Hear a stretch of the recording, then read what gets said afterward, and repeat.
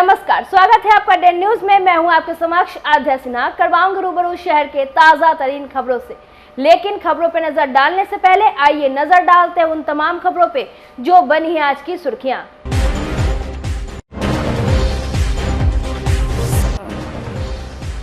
मुजफ्फरपुर में अवैध बालू धंधेबाजों पर चला पुलिस प्रशासन का डंडा। आधा दर्जन ट्रक को किया गया जब्त। भागने के दौरान बालू लदी एक ट्रक पलटी।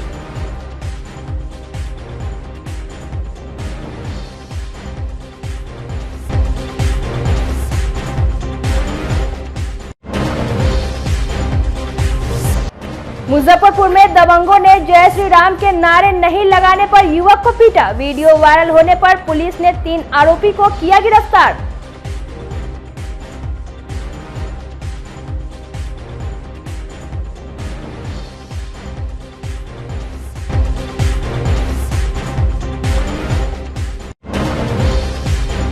और नाग पंचमी पर मंदिर में उमड़े भक्त। नाग देवता को दूध लावा चढ़ाकर श्रद्धालुओं ने मांगी मन्नत। सुबह से जुटी भीड़।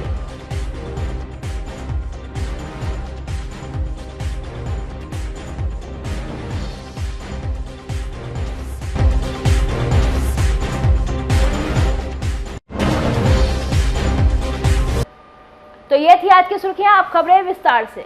मुजफ्फरपुर जिला प्रशासन और पुलिस ने संयुक्त रूप से कार्रवाई करते हुए अवैध बालू के खिलाफ बड़ी छापेमारी की है, जिसमें तकरीबन आधा दर्जन बालू लदे ट्रक को जब्त किया गया है। मामला सदर थाना क्षेत्र के रामदयालु मलंग स्थान के समीप की है, जहां शुक्रवार की अहले सुबह अचानक भारी संख्या में पुलिस बल को देखकर ट्रक चालक और ट्रक मालिकों के बीच हड़कंप मच गया। वहीं देखते ही देखते मौके पर जिला प्रशासन और पुलिस की दर्जनों गाड़ियां मौके पर पहुंच गई और अचानक बालू लदे गाड़ियों के खिलाफ छापेमारी करने लगी। वहीं छापेमारी की भनक लगते ही सभी ट्रक चालक अपनी अपनी गाड़ी छोड़कर फरार हो गए। इस दौरान एक बालू लदी ट्रक पलट गई। इस घटना में एक पुलिसकर्मी को गंभीर चोटें आई है। सिटी एसपी अवधेश दीक्षित और एसडीओ पूर्वी अमित कुमार ने बताया कि बालू लदे ट्रक के खिलाफ छापेमारी की गई है। तकरीबन आधा दर्जन ट्रक को जब्त किया गया है, जिसको कागजी प्रक्रिया पूरी करने के बाद स्थानीय थाना को दे दिया गया है और आगे भी इस तरह की कार्रवाई जारी रहेगी।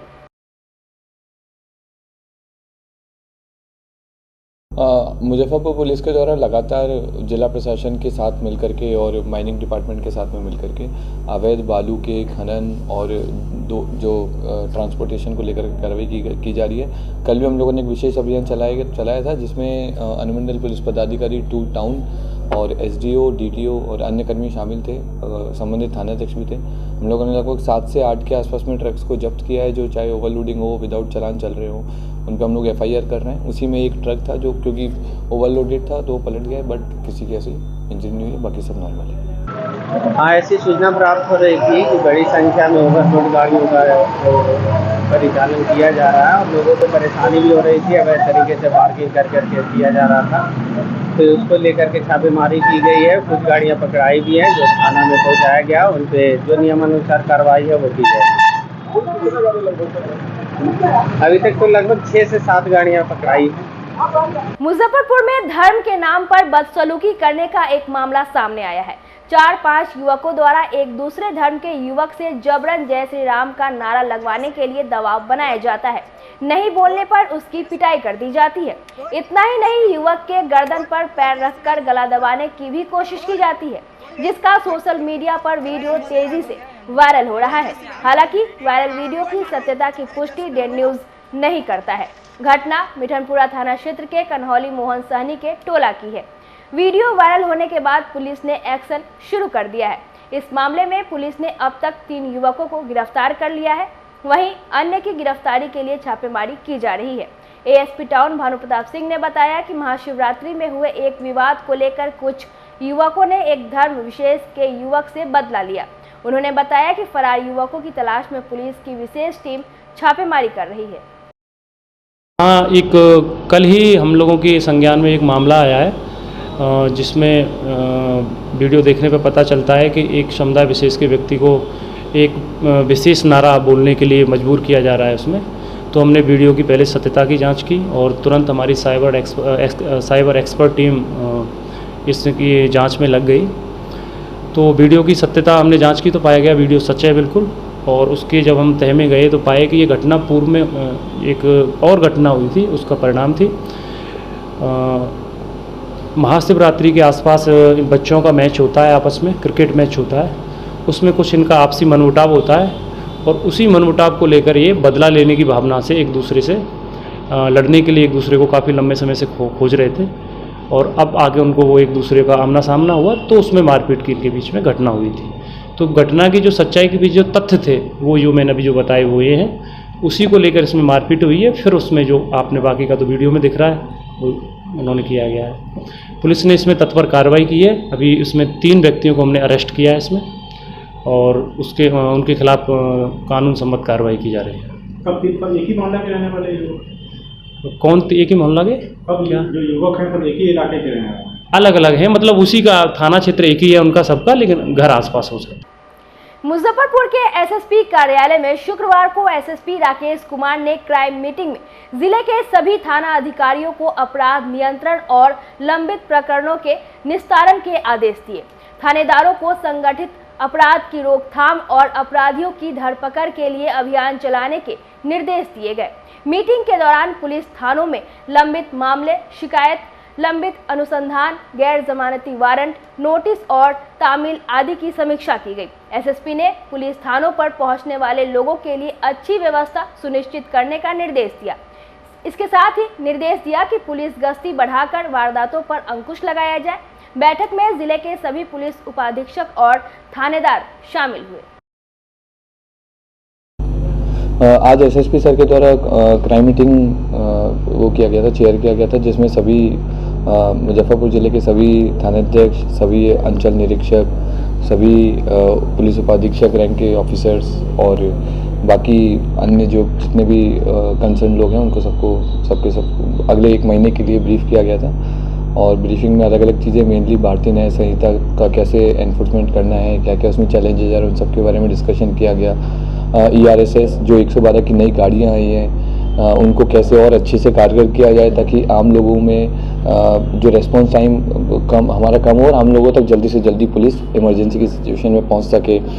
और भी इसके अलावा कांड निष्पादन, वारंट और बहुत सारी जनरल चीज़ों के बारे में डिस्कशन किया गया था। नए कानून में सर किस तरह की परेशानियाँ हो रही है?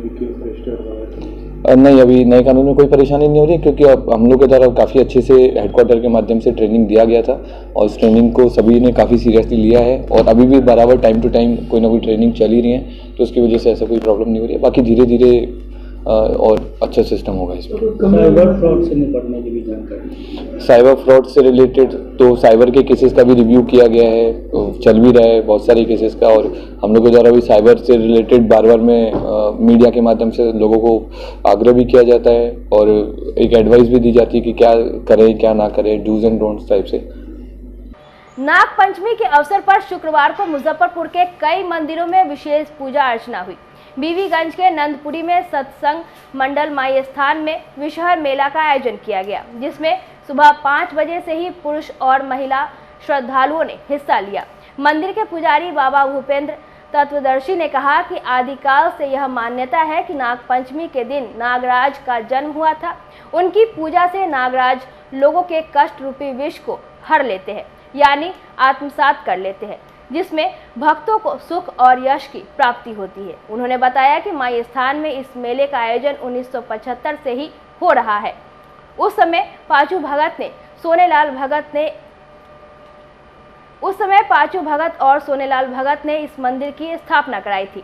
तब से आज तक यहाँ हर साल विषहर मेला का आयोजन हो रहा है। विषहर मेला में मान्यता के अनुसार भगत के छाती पर ओखली रखकर धान की कुटाई हुई। इसके बाद भगत द्वारा नृत्य प्रदर्शनी का भी आयोजन हुआ। इस दौरान वहां खिलौने आदि का स्टॉल भी लगा रहा, जहां बच्चों का खूब मनोरंजन हुआ। इसका विशेष महत्व हमारे इस मंदिर परिसर का, बहुत बरसों से ये मेला यहाँ पे आ रही है।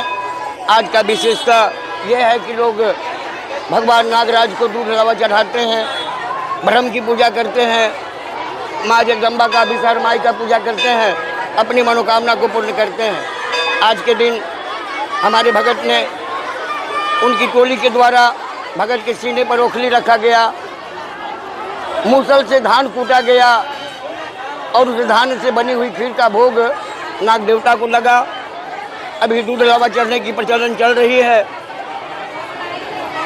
कितने लोग अभी तक जो है पूजा?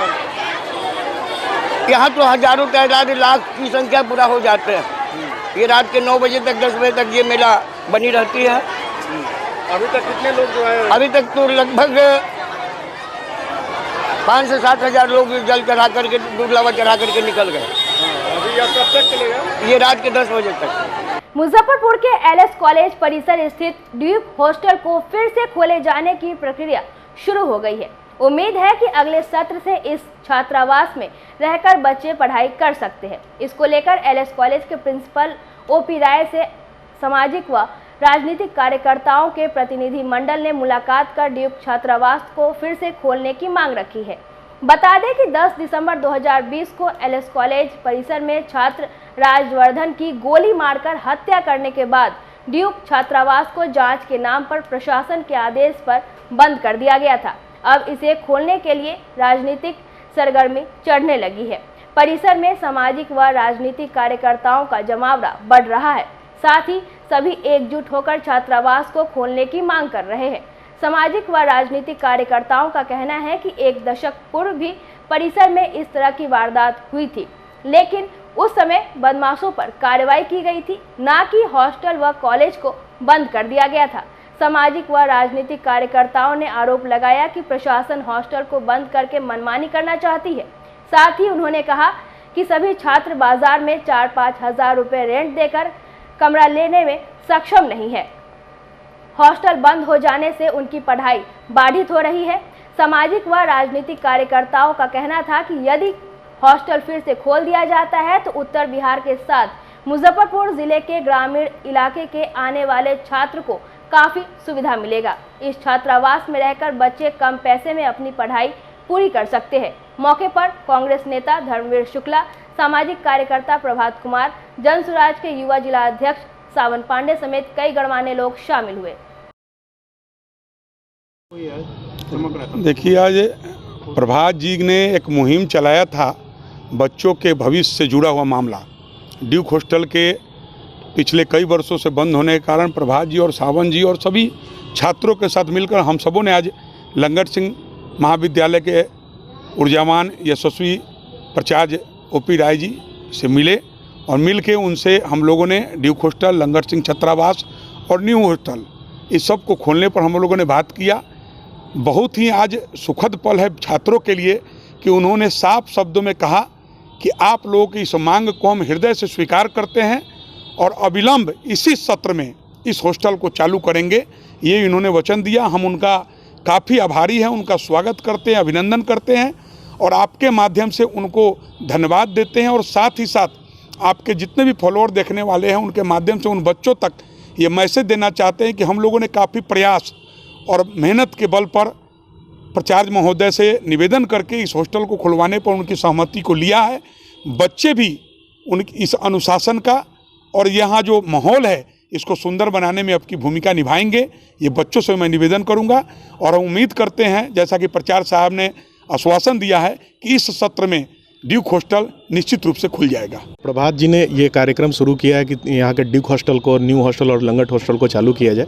इसके तहत हम लोगों ने ज्ञापन भी सौंपा है यहाँ के प्रिंसिपल साहब को और प्रिंसिपल साहब ने आश्वासन भी दिया है, मजबूत आश्वासन दिया है कि मैं बहुत जल्द इसको चालू करूँगा। और हम लोगों ने भी उनसे यह कहा है कि हम लोगों की जहाँ भी मदद की आवश्यकता हो हम लोग करेंगे, अपने निजी खर्चे से भी करेंगे, लेकिन हॉस्टल चालू किया जाए। और उन्होंने आश्वासन दिया है कि बहुत जल्द हॉस्टल चालू हो जाए।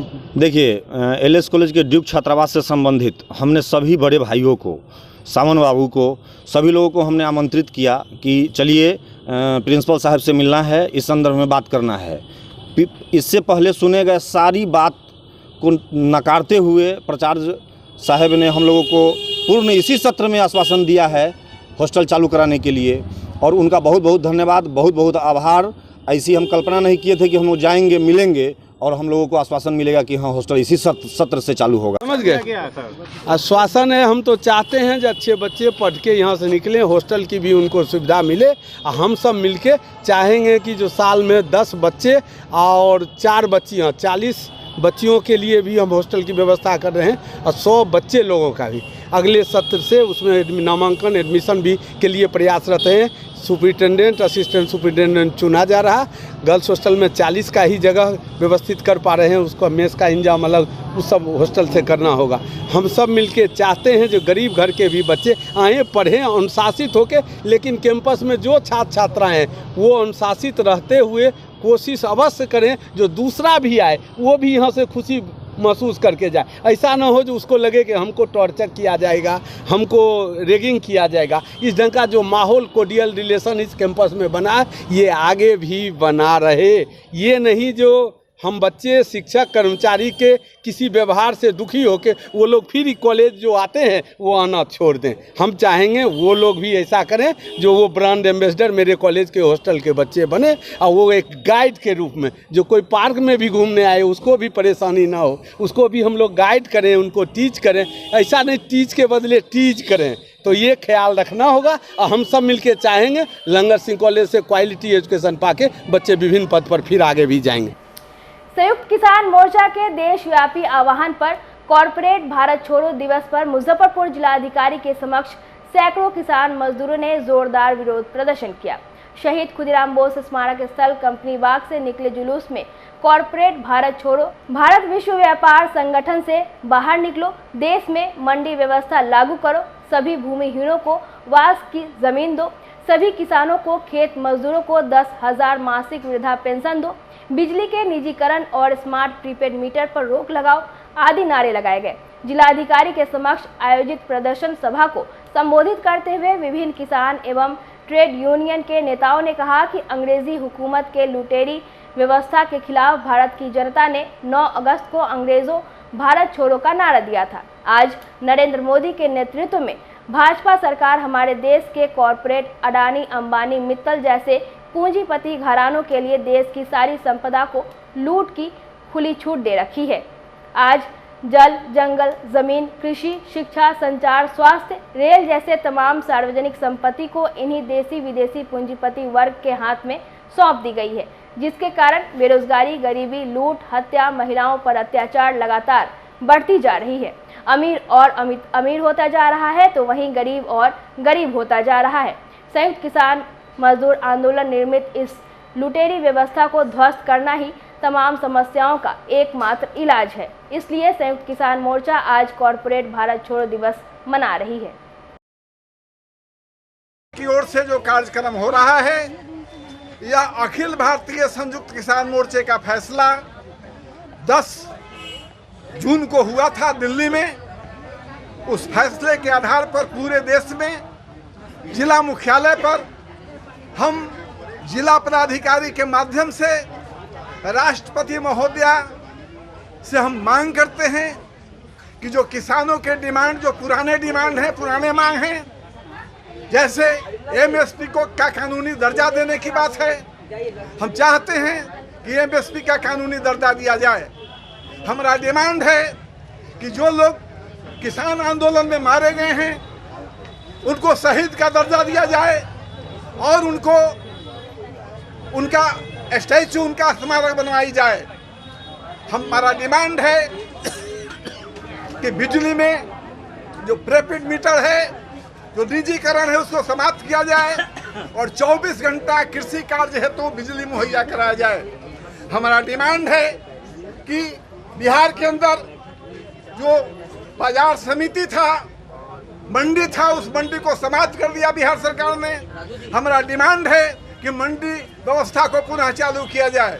इस तरह से 12 सूत्री मांगों को लेकर के हम जिलाधिकारी के माध्यम से महामहिम राष्ट्रपति महोदया को हम ज्ञापन दे रहे हैं और हम आगे आने वाले दिनों में हम संयुक्त मोर्चा का जो फैसला है, ऑल इंडिया फैसला है कि अक्टूबर नवंबर से पुनः हम दिल्ली की ओर मार्च करेंगे। जो मार्च करने का फैसला है, जो तारीख तय होगा वो इनकलाब के लिए होगा और पुनः किसान दिल्ली की ओर मार्च करेंगे। इस फैसला को हम लागू कर रहे हैं। नेशनल हेल्थ मिशन के तहत कार्यरत CHO, GNM और ANMR ने शुक्रवार को 32वें दिन भी कार्य का बहिष्कार किया। मुजफ्फरपुर के कलेक्ट्रेट पहुंच जिलाधिकारी का घेराव कर प्रदर्शन किया। वहीं फेस अटेंडेंस को वापस लेने की मांग की। कहा कि सरकार उन लोगों के साथ सौतेला व्यवहार कर रही है। जब तक इस निर्णय को वापस नहीं लिया जाता है तब तक आंदोलन जारी रहेगा। समान कार्य के लिए समान वेतन देने की मांग करते हुए हड़ताली कर्मियों ने कहा कि अगले कुछ दिनों में टीकाकरण व अन्य कार्य को भी बाधित करेंगे। मौके पर भाकपा माले सचिव सूरज कुमार ने कहा कि बिहार में हमारी पार्टी फेस अटेंडेंस के मुद्दे पर जीएनएम के साथ खड़ी है। हमारा सवाल है कि क्या वरीय अधिकारी अपने कार्यालय में आने के बाद फेस अटेंडेंस के माध्यम से अपनी उपस्थिति दर्ज करते हैं, तो फिर इन कर्मचारियों के लिए ऐसा सौतेला व्यवहार क्यों? पिछले 32 दिनों से इन लोगों का धरना प्रदर्शन चल रहा है, लेकिन सरकार अभी तक इन लोगों से बात तक नहीं की। उन्होंने मांग किया कि सरकार अविलंब इनके सवालों का जवाब दे और आंदोलनकारी से बात करे, उनके पक्ष में फैसला दे। मौके पर जिला अध्यक्ष सुमित मिश्रा, मृत्युंजय कुमार, कमल नयन, प्रमोद राव, एएनएम जिला अध्यक्ष पम्मी कुमारी समेत बड़े संख्या में एएनएम उपस्थित थी। नाग पंचमी के अवसर पर शुक्रवार को मुजफ्फरपुर के कई मंदिरों में विशेष पूजा अर्चना हुई। बीबीगंज के नंदपुरी में सत्संग मंडल माई स्थान में विषहर मेला का आयोजन किया गया, जिसमें सुबह 5 बजे से ही पुरुष और महिला श्रद्धालुओं ने हिस्सा लिया। मंदिर के पुजारी बाबा भूपेंद्र तत्वदर्शी ने कहा कि आदिकाल से यह मान्यता है कि नाग पंचमी के दिन नागराज का जन्म हुआ था। उनकी पूजा से नागराज लोगों के कष्ट रूपी विष को हर लेते हैं, यानी आत्मसात कर लेते हैं, जिसमें भक्तों को सुख और यश की प्राप्ति होती है। उन्होंने बताया कि माई स्थान में इस मेले का आयोजन 1975 से ही हो रहा है। उस समय पांचू भगत और सोनेलाल भगत ने इस मंदिर की स्थापना कराई थी। तब से आज तक यहाँ हर साल विषहर मेला का आयोजन हो रहा है। विषहर मेला में मान्यता के अनुसार भगत के छाती पर ओखली रखकर धान की कुटाई हुई। इसके बाद भगत द्वारा नृत्य प्रदर्शनी का भी आयोजन हुआ। इस दौरान वहाँ खिलौने आदि का स्टॉल भी लगा रहा, जहाँ बच्चों का खूब मनोरंजन हुआ।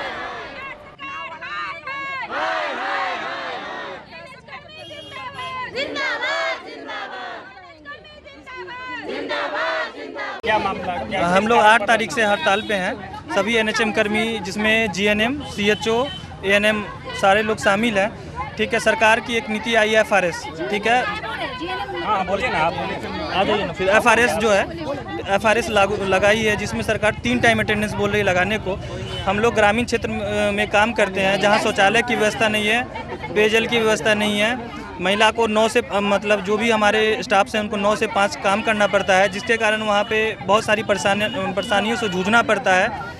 शौचालय की व्यवस्था भी नहीं है, पानी की व्यवस्था नहीं है, और उसके बाद बिजली की व्यवस्था नहीं है, जिसके कारण बहुत सारी परेशानी होती हैं। और हमारे मूलभूत सुविधा जो भी है वो नहीं दे रहे हैं सरकार। फिर भी कह रहे हैं कि आप 3 टाइम अटेंडेंस लगाइए, 9 बजे, 2 बजे, 5 बजे। 5 बजे अंधेरा हो जाती है, सुरक्षा की कोई व्यवस्था नहीं है। हमारी जो महिलाएँ जो काम करती हैं ग्रामीण स्तर पर, उनको हाईवे से या यातायात की भी सुविधा नहीं है। 4 किलोमीटर, 5 किलोमीटर, 10 किलोमीटर ऐसे पैदल जाना पड़ता है, जिसके कारण बहुत परेशानी का सामना उठाना पड़ता है। तो सरकार से हम यही मांग करेंगे कि जो भी लोग हैं उनको पहले नियमित करें।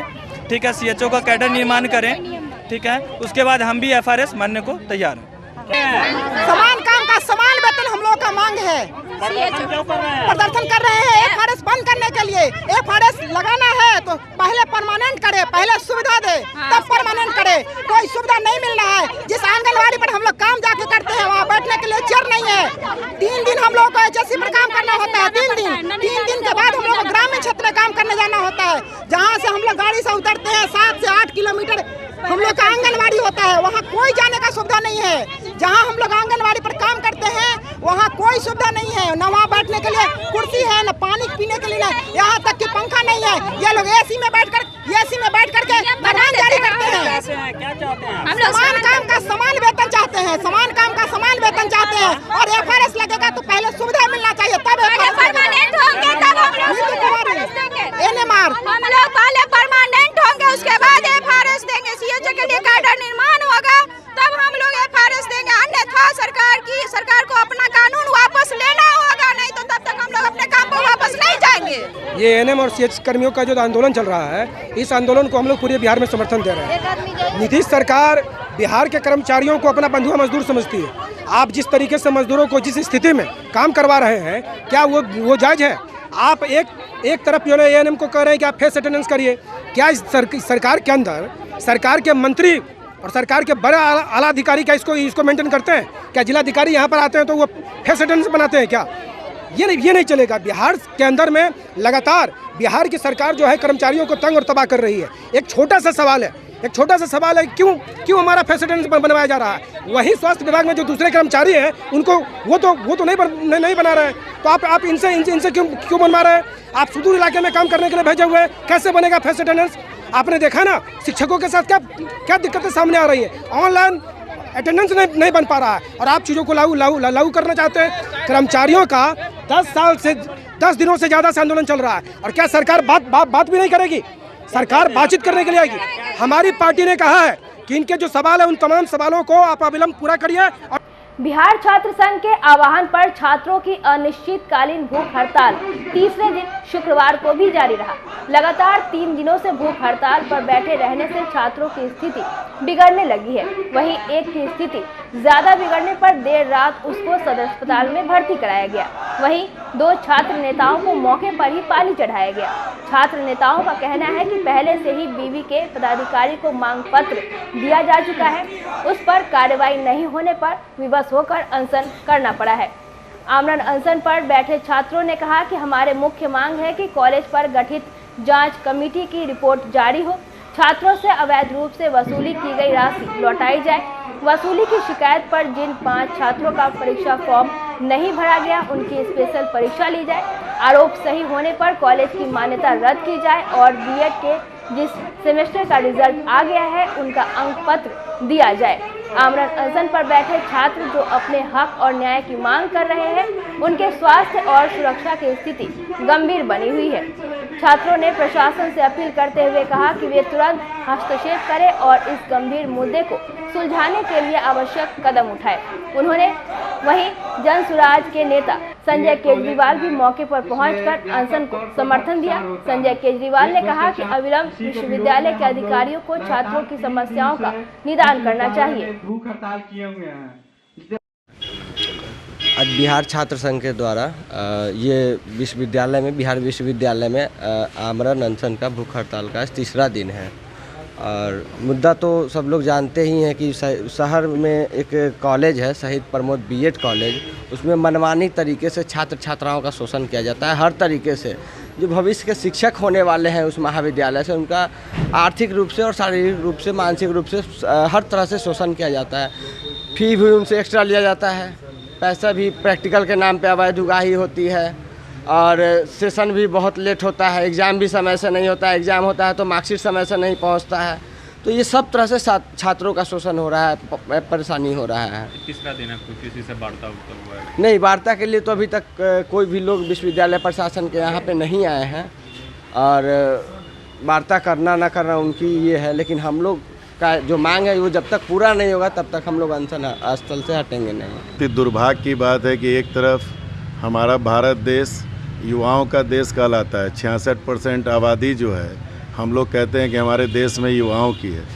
एक समय था कि शिक्षा व्यवस्था को सेवा भाव के रूप में लिया जाता था, आज शिक्षा व्यवस्था को व्यवसाय के रूप में लिया जाने लगा, जिसकी वानगी आप देख सकते हैं कि ये लड़का ओम अगर मान लो 2 दिन 4 दिन अगर कोई एब्सेंट हो गया तो उस एब्सेंट के एवज में इनको एग्ज़ाम में नहीं बैठने दिया जाता है, और जो लड़का सालों भर एब्सेंट है वो एग्ज़ाम में बैठ रहा है। तो ऊपरी आमदनी हर प्राइवेट शिक्षण संस्थान की एक क्रियाकलाप बन गई है। सरकार का नियंत्रण इसके ऊपर से हट गया है, चूँकि नीचे से ऊपर तक व्यापक भ्रष्टाचार इसमें घुस चुका है। शिक्षा को सेवा भाव के रूप की बजाय व्यापार भाव के रूप में परिणत कर दिया गया है। आज इसी कारण ये करण जी, गौतम जी, ओम जी अपनी ज़िंदगी के साथ जूझ रहे हैं। हजारों मतलब आज के डेट में जो विद्यार्थी हैं, लाखों विद्यार्थी हैं, उनके जीवन के साथ ये खिलवाड़ जो चल रहा है, इस खिलवाड़ को बंद होना चाहिए। 3 दिन से अनशन पे बैठे हैं और यूनिवर्सिटी प्रशासन से लेके मैं जिला प्रशासन से मांग करता हूं कि क्या सिर्फ एम्बुलेंस भेज देने से, अस्पताल ले जाने से क्या उनकी फॉर्मेलिटी पूरी हो जाती है, कि या इनकी जो मांग है, इन्होंने शिकायत पहले भी की थी, उस पर एक जांच कमेटी बैठी थी 6 महीना पहले, क्या उस जांच कमेटी का रिपोर्ट क्या आया, क्यों नहीं आपने जांच कमेटी को सार्वजनिक किया। तो इन तमाम बिंदुओं पर जिला प्रशासन सहित बिहार यूनिवर्सिटी के तमाम आला अधिकारियों से हम यह निवेदन नहीं अल्टीमेटम देना चाहते हैं कि अगर इस प्रकार से अगर छात्राओं के भविष्य के साथ अगर खिलवाड़ किया जाएगा तो आने वाले समय में खामियाजा उठाना पड़ेगा इन लोगों को। मुजफ्फरपुर के विश्व हिंदू परिषद ने शुक्रवार को प्रेस वार्ता कर बांग्लादेश के वर्तमान स्थिति पर चिंता व्यक्त की। विश्व हिंदू परिषद के प्रांत अध्यक्ष उत्तर बिहार प्रांत के संजीव सिंह ने कहा कि पड़ोसी देश बांग्लादेश हिंसा और अराजकता से ग्रसित है। निर्वाचित प्रधानमंत्री के त्यागपत्र देने और देश छोड़ने के बाद अराजक तत्व हिंदुओं पर हावी हो गए हैं और कानून व्यवस्था सर्वथा निष्प्रभावी हो चुकी है। इस अराजक स्थिति में वहां के अतिवादी जिहादी तत्वों ने हिंदू समाज का बड़े पैमाने पर उत्पीड़न शुरू कर दिया है। संजीव सिंह ने कहा कि बांग्लादेश में पिछले कई दिनों से हिंदू अल्पसंख्यकों के धार्मिक स्थानों, व्यावसायिक प्रतिष्ठानों और घरों को नुकसान पहुंचाया जा रहा है। पूरे बांग्लादेश में हर जिले में यह विभत्स कुकृत्य होने की सूचना है। कट्टरपंथियों के निशाने से शमशान तक नहीं बचे हैं। मंदिरों को भारी क्षति पहुंचाई गई है। विश्व हिंदू परिषद ने भारत सरकार से यह आग्रह किया है कि वह बांग्लादेश में अल्पसंख्यकों की सुरक्षा के लिए हर संभव कदम उठाए। मौके पर विश्व हिंदू परिषद के महामंत्री अविनाश झा, प्रांत बजरंग दल संयोजक प्रकाश पांडे मौजूद रहे। आज विश्व हिंदू परिषद उत्तर बिहार प्रांत के द्वारा जो ये प्रेस वार्ता का आयोजन किया गया है, यह बांग्लादेश में हिंदुओं एवं अल्पसंख्यकों की सुरक्षा को सुनिश्चित करने के लिए एक आह्वान के तौर पे इस वार्ता का आयोजन किया गया है। जैसा कि विगत कुछ दिनों से हम सब देख रहे हैं कि बांग्लादेश की जो राजनीतिक स्थिति है वो काफ़ी विषय है। वहाँ की सरकार ने आरक्षण संबंधित कुछ निर्णय लिया जिसका वहाँ की जनता ने विरोध किया, विरोध जन आंदोलन में परिवर्तित हो गया और वहाँ की निर्वाचित प्रधानमंत्री को देश छोड़ करके भागना पड़ा। तो ये जो कुछ भी है वो तो वहाँ का आंतरिक विषय है, लेकिन आज के समय में वहाँ पे हिंदुओं एवं अन्य अल्पसंख्यकों के साथ जो क्रूरता किया जा रहा है उससे इन अल्पसंख्यकों और हिंदुओं का तो कोई वास्ता नहीं था। ये राजनीतिक परिस्थिति थी, राजनीतिक परिस्थिति को वहाँ की जनता अपने स्तर से, लेकिन इसमें अब इन लोगों ने वहाँ की जो बहुसंख्यक जनता है उसने हिंदुओं एवं अल्पसंख्यक समुदाय को, उनके प्रतिष्ठानों को, उनके परिवारों को, उनके घरों को, उनके मंदिरों को, उनके पूजा स्थलों को, गुरुद्वारों को निशाना बनाना शुरू कर दिया है। यहाँ तक कि शमशान को भी नहीं छोड़ा गया। तो हम लोगों ने इसलिए ये वार्ता का आयोजन किया है कि हम भारत सरकार से यह आग्रह करते हैं कि इस पूरे मुद्दे को विश्व समुदाय के सामने में सशक्त रूप से रखे और एक अंतर्राष्ट्रीय जनमत तैयार करे जो बांग्लादेश पे और वहाँ की अभी जो सरकार अस्थायी सरकार का गठन किया गया है उस पर यह दबाव डाला जाए कि वहाँ के हिंदुओं एवं अल्पसंख्यकों की सुरक्षा, उनकी संपत्ति, उनके धार्मिक स्थलों को सुरक्षित रखा जाए और जो कुछ भी है इसके राजनीति के आड़ में किसी तरह का बदले का कार्रवाई हिंदुओं के साथ और अल्पसंख्यकों के साथ नहीं किया जाए। ये भी हो सकता है कि वहाँ के प्रधानमंत्री यहाँ पे शरण लिए हों, उसके कारण भी हो रहा होगा हिंदुओं पे हमला। ये एक सर्वमान्य तथ्य है कि कहीं से भी जब कोई प्रधानमंत्री देश छोड़ता है तो अगल बगल का कोई देश या जहां वो आग्रह करता है वहां उसको शरण दिया जाता है। ये एक राजनयिक तरीका है। विगत दिनों में भी आप लोगों ने देखा होगा कि पाकिस्तान के प्रधानमंत्री नवाज शरीफ को सऊदी अरब ने शरण दिया। तो ऐसे विगत में काफ़ी उदाहरण रहे हैं। तो अगर इस वजह से ऐसा कुछ है तो ये कोई विषय नहीं है। ये पूर्व में भी भारत बांग्लादेश के साथ में मित्रवत रहा है। जब 1971 में विभाजन हुआ उस समय भी भारतीय सैनिकों का शौर्य की वजह से ही वहाँ के नागरिकों को तत्कालीन पाकिस्तानी सरकारों के जुल्मों से मुक्ति मिली। लेकिन आज का यह एक तथ्य है, एक सच्चाई है कि विभाजन के समय जो 32% की हिंदू आबादी थी वो सिमट कर 8% पर रह गई है। तो हम फिर से भारत सरकार से आग्रह करते हैं कि इस विषय पर पुरजोर कोशिश करें और हिंदू समुदाय और अन्य अल्पसंख्यक समुदाय की सुरक्षा करें। शुक्रवार को राष्ट्रीय लोक मोर्चा की ओर से मुजफ्फरपुर जिला मुख्यालय धरना स्थल से सदस्यता अभियान की शुरुआत की गई, जिसमें सैकड़ों लोगों ने पार्टी की सदस्यता ली। मोर्चा के जिला प्रधान महासचिव दिलीप कुशवाहा ने कहा कि पार्टी के सुप्रीमो पूर्व केंद्रीय मंत्री उपेंद्र कुशवाहा ने आह्वान पर आज से पूरे बिहार में सदस्यता अभियान की शुरुआत की गई है।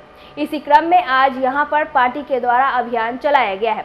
इस दौरान जिला प्रधान महासचिव ने कहा कि पार्टी जिला से लेकर सभी प्रखंडों में प्रखंड अध्यक्ष के नेतृत्व में सदस्यता अभियान चलाएगी और जिले से 1 लाख से अधिक लोगों को सदस्य बनाने का लक्ष्य रखा गया है।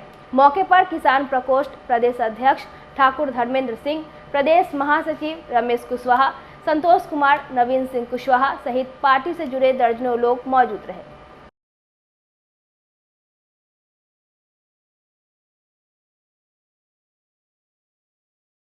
ये राष्ट्रीय लोक मोर्चा के राष्ट्रीय अध्यक्ष पूर्व केंद्रीय मंत्री आदरणीय उपेंद्र कुशवाहा जी के आह्वान पे पूरे बिहार में पार्टी की ओर से सदस्यता अभियान की शुरुआत की गई है, जो 9 अगस्त क्रांतिकारियों का दिवस मनाया जाता है। उसी दिन से शुरुआत की जा रही है, जो मुजफ्फरपुर जिला के धरना स्थल स्थित आज मुजफ्फरपुर जिला इकाई की ओर से सदस्यता अभियान की शुरुआत की गई है। जो एक नई पार्टी गठन हुई है राष्ट्रीय लोक मोर्चा, एक चुनाव आयोग का जो है ये फॉर्मेलिटी होती है जो ये पूरा करना पड़ता है पार्टी की ओर से। जो भी नई पार्टी रजिस्टर्ड होती है तो पार्टी में संगठन का चुनाव होता है, चुनाव करके और ये चुनाव आयोग को दिया जाता है। उसके तहत और साथ ही 2025 बिहार विधानसभा चुनाव जो आ रही है उसमें हमारी पार्टी पूरे मजबूती से दमखम के साथ पंचायत स्तर पे सदस्य बना करके और संगठन को मजबूत करेगी, जो ताकि 2025 में मजबूती से चुनाव हम लोग लड़ सके। इसी के लेकर के आज सदस्य यानी कि हम लोग बना रहे हैं और मुजफ्फरपुर जिला में लगभग 1 लाख सदस्य बनाने की लक्ष्य रखी गई है। सदस्य शुल्क 5 रुपया रखा गया है, जो हम लोग हमारे प्रखंड अध्यक्ष के नेतृत्व में मुजफ्फरपुर जिला में 16 प्रखंड है, सभी प्रखंड में कैंप लगा करके और प्रखंड स्तर पे पंचायत स्तर पे यह कार्यक्रम चलाया जाएगा, जिसकी आज शुरुआत मुजफ्फरपुर जिला में 9 सूत्री मांगों को लेकर विगत 3 दिनों से राष्ट्रीय मुसहर भुइयां संघ का मुजफ्फरपुर के समाहरणालय परिसर स्थित धरना स्थल पर आमरण अनशन जारी रहा। चौथे दिन शुक्रवार को संघ के जिला अध्यक्ष जितेंद्र कुमार मांझी ने खुदीराम बोस स्मारक स्थल से दंडवत करते हुए जिलाधिकारी कार्यालय तक पहुंचकर जिलाधिकारी को ज्ञापन सौंपा। मौके पर जिला अध्यक्ष जितेंद्र कुमार मांझी ने कहा कि हमारी जो मांग है वह नई नहीं है।